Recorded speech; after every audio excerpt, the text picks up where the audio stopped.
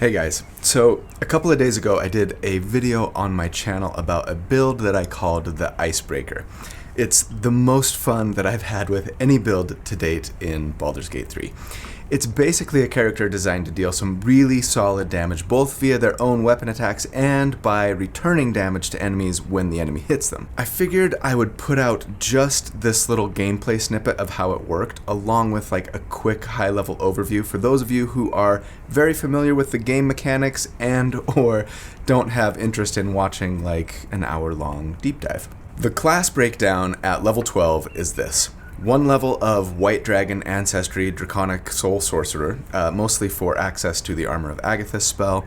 5 levels of Abjuration Wizard for the Arcane Ward primarily, but also to get the Fire Shield spell. And then 6 levels of Swords Bard, so we can continue to enjoy full spellcaster spell slot progression while also getting extra attack and the ability to hit 2 targets in melee a few times per short rest, both to do damage to both of them, but also to apply conditions from our weapons. As for feats, we're going to be sure and grab Dual Wielder so that we can dual wield more than just light weapons, right?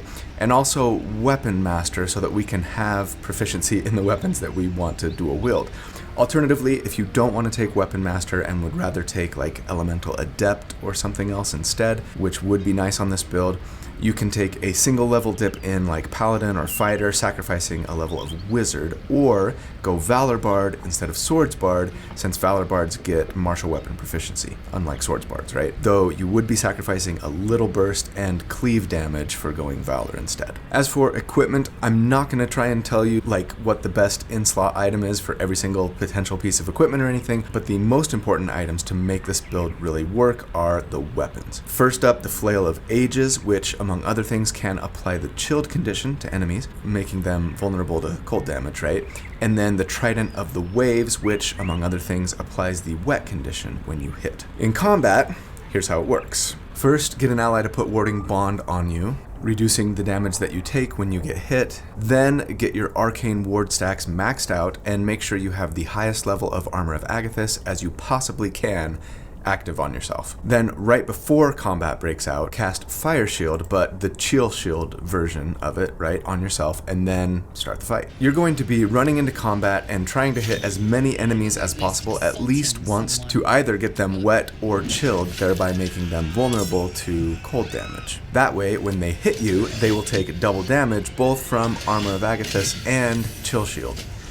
You can even intentionally provoke opportunity attacks from them if you want to help ensure that they will try to hit you. I didn't really do that in this little video, but it's something that I do regularly when I'm playing this build. Best of all, thanks to Arcane Ward and Warding Bond, as often as not, when they do hit you, neither you nor your party member who cast Arcane Ward on you is going to take any damage, like Shadowheart here, for example. Even when they do hit you, it will rarely break through the temporary hit points that you have from Armor of Agathys. Even if an enemy isn't wet or chilled yet, they're going to die just by attacking you, like this poor guard did.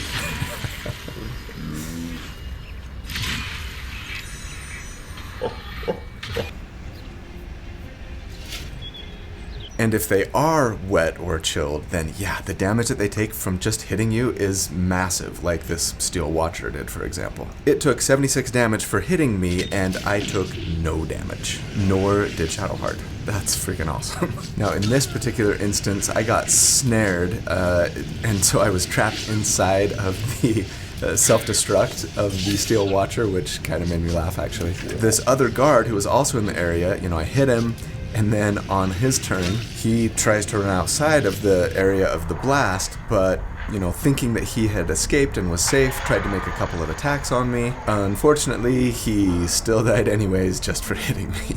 Finally, and especially if you're just fighting a single enemy, you can, on your turn, hit them first with your flail in your main hand, chilling them, ideally, then with your trident as a bonus action, getting them wet, and enemies who are first chilled, then made wet, become frozen for a round, essentially incapacitating them, but also making them vulnerable to bludgeoning damage. We can then take our second attack from our attack action with our flail, which does bludgeoning damage, thus shattering them for a nice big chunk of weapon damage. In the end, you guys, this build is incredibly potent, incredibly fun. It does a ton of damage, it's super tanky, and actually makes a great solo play build if you're looking for something other than a ranged swordsbard to solo with. If you'd like a full breakdown with all the details of how we build and play the character right from level 1, check out the video in the top right corner there, and in the video description as well. So yeah, thanks for watching, and I hope you enjoy the Icebreaker.